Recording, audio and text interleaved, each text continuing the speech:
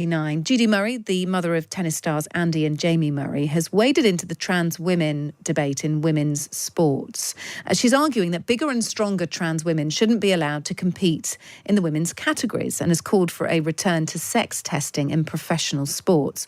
Judy argues that after years of watching tennis, she's seen how boys pull away from the girls hugely in terms of athletic ability, and that athletes who are born as men should only be able to compete in the men's category. That is her point of view. Let's get two different voices on this. Steph Richards, who is the CEO of Transluscent. It's an organisation which fights for acceptance of transgender people. Good evening to you, Steph. Evening, Kate. Thank you for having me on. Thanks for being with us. And Fiona McAnena, who is from Sex Matters. Evening, Fiona. Good evening. Let me just get some initial thoughts from both of you before we look at whether there is a solution here, whether there is something that needs to be done or not. Fiona McAnena, from your point of view, I'm sure you would agree with Judy Murray, but why is this so important? Why is it so important, I guess, to kind of reintroduce this division in sport? Well, it's a division that we've had for a long time, Kate, and we've had it so that women can be included. If we didn't have a female category in most sports, women would never win. It would be dominated by adult males. And so we need to remember that the female category is there as an inclusion measure. Then there's a separate question, which is how do we accommodate people who identify out of their sex? And I think they also should be included in sport, but it can't be at the expense of women and girls. There is an argument to say that most sports have now put a pause on the competing of transgender athletes, so transgender women within women's categories. Sort of most professional sports have sort of sorted this out for themselves. So is there a need for sex testing, a biological passport, I suppose? Yes, well, some sports have sorted it out. Football is still in a terrible mess, and there's great money to be made in football now. And there are male footballers all over the game in this country, and particularly in North America. Now, a very simple once-in-a-lifetime test would resolve that. It's nothing like the intrusive nature of anti-doping tests, for example, which have to be done over and over and in view of someone else.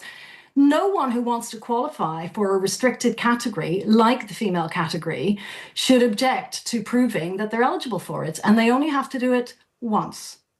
And look, there are cases of athletes, and I will come on to you, Steph, in just a moment, but there are cases of athletes who are biologically women, but have a very high rate of testosterone. So when their biological passport comes out, they basically fail the test to be a female, even though they are born with all the appropriate bits of their body, I suppose. How do you deal with those people?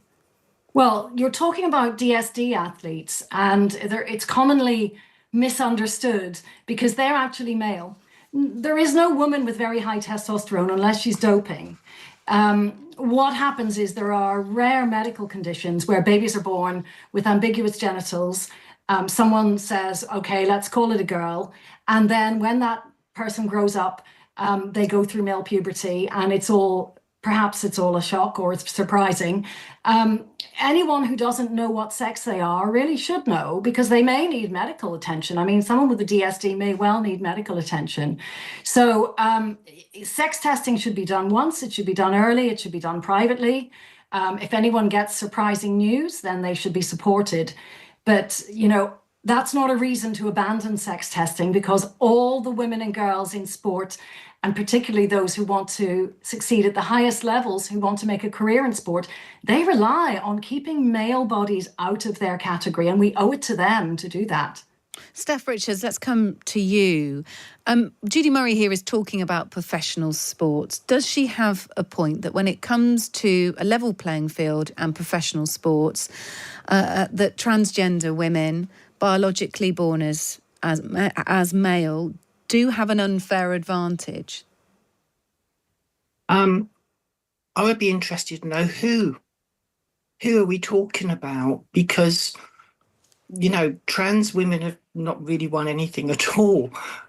We've been able to compete in the Olympic Games since 2004. Nearly 100,000 Olympians have have taken part. One was a trans woman. There are ways that trans women can be banned from sport and are regularly banned from competing in sport. It's in both the Gender Recognition Act and also in the Equality Act.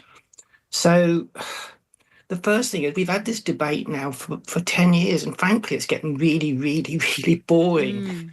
Are you talking about the transgender swimmer Leah Thomas, Steph, who lost her legal case against World Aquatics? She was not able to compete in the Olympic Games in Paris, because it was ruled that she would have an unfair advantage. And so I suppose, even though it wasn't the outcome Leah Thomas wanted, that was sorted out within its own field. So would you argue that this is sort of already happening? It's already being sorted out anyway. You don't necessarily need to. Trans women are banned from chess, banned from fishing, and banned from darts. That has been the efficiency of the gender critical campaign against trans women. And as for Leah won an NCAA championship.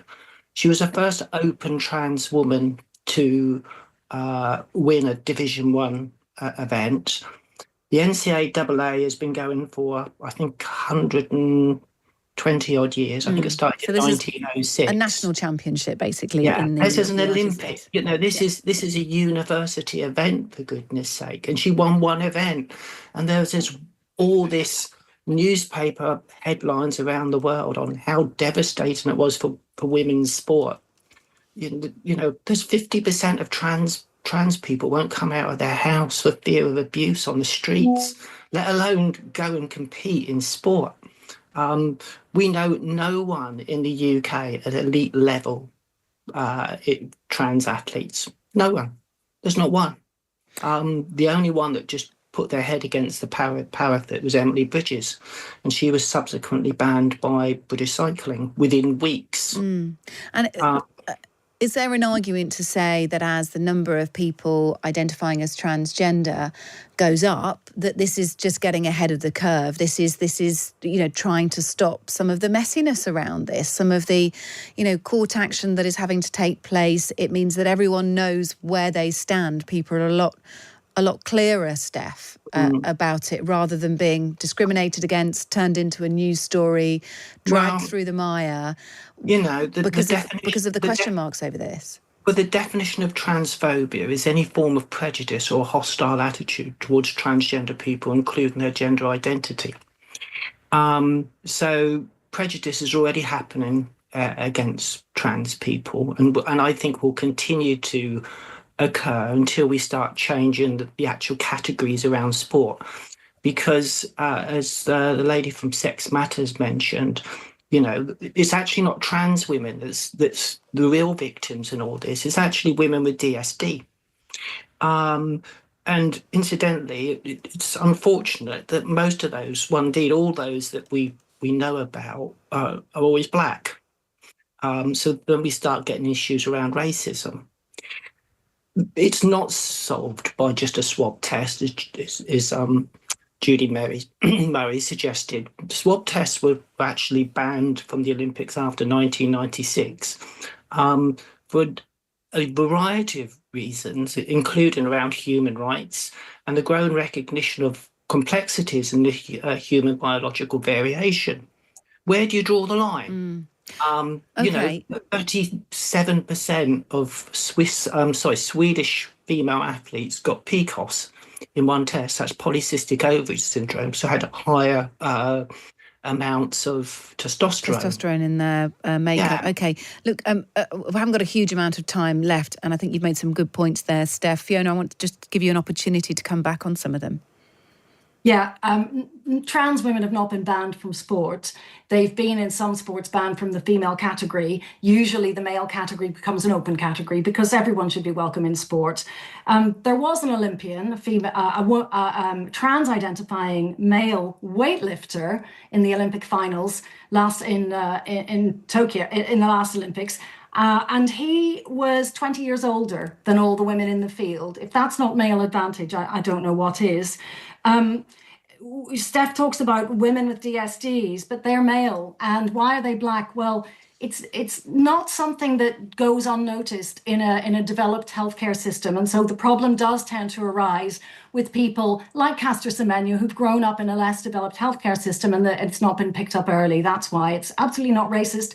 They're taking the place of a black woman usually. If they're in the team from South Africa or Namibia, they're displacing a black woman. So it is not racist. It's women we want to protect here. And finally, sex tests were indeed dropped from the Olympics after 1996. But a poll of all the female athletes who were at those games said that something like 85% of them wanted to keep sex testing. So most women in sport want their category to be protected. 82%. Yeah, look, thank you to both of you. It's good to talk about both sides of this, as much as I hate saying sides, because it is something that as a society we are trying to work through. We are trying to find good moderate ground on this that considers everyone. And that is tough, as we're experiencing. Steph Richards, the CEO of Transluscent, thank you to you. And Fiona McAnena from Sex Matters, thank you to you. Thanks for being with us. Coming up, we're going to take